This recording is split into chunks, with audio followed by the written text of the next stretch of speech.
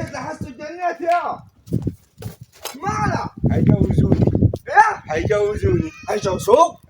جوزوك كيف الأمر دي يا ابوي؟ حيجوزوني. انت عارف المهر بكام؟ دلوقتي الذهب بقصر كام؟ تضرب على طيني ترى. وجايب الختم معاي عشان حمد على القسيمه. على القسيمة؟ شايف؟ طيب عبال ما تعمل لك وتعمل تحليل خد. وتحليل زواج ب 500 جنيه وعبال ما كمان تشوف لك شقه سكن عملتها ولا ما عملتهاش وتقول لي لما انت عارف كتبت المعزول بكام؟ مش مهم. بياخد 3000 جنيه دلوقتي بيجي. مش مهم. خد يعني جوازه وخراب ديار. خد الختم اختم.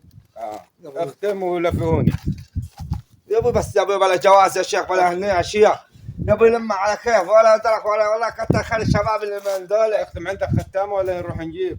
تلم على له وتقوى احسن لك ما تتجوز ولا تفكر في جواز. والله جبت الدبله. بص نصيحة والله بلاش. طب هقول لك على حاجة. عارف زمان ليه ما كان الحريم بتعمر ليه؟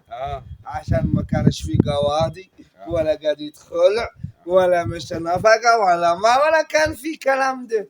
دلوقتي الشباب الصغير طلقت كتر الدرك بسبب يا والنعمة لا جرجرك في المحاكم والنعمة الله ما مخلي من ايش فلوس تعمل تقدر عليه. بلاش معيش غير عمتي والدبله الختم والختم بس. ما حتحبس كل دقيقة تحبسك كل دقيقة تحبسك. مش حيجيبوا لنا اكل؟ يجيب لك اكل؟ مين حيجيب لك اكل؟ حيجيبوا لنا اكل واخواني يجزرون يجيبوا لي.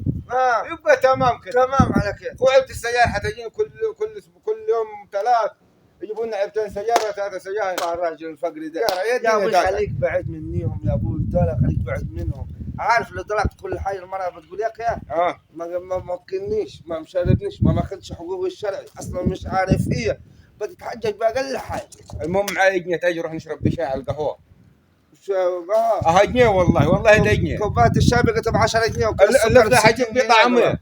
اللفظه حجيب لي طعميه اتعشى بيها.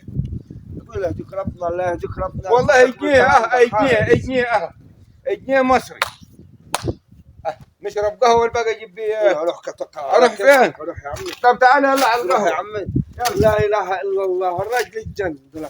دلك انت عشان تتجوز لازم تروح تعمل لك تحليل ب 500 جنيه. القاضي المأذون ياخذ منك 3000 وعشان تتربرب تجيب شبكه ومهر فلوس يعني اقل من مليون جنيه ما تفكرش في جواز.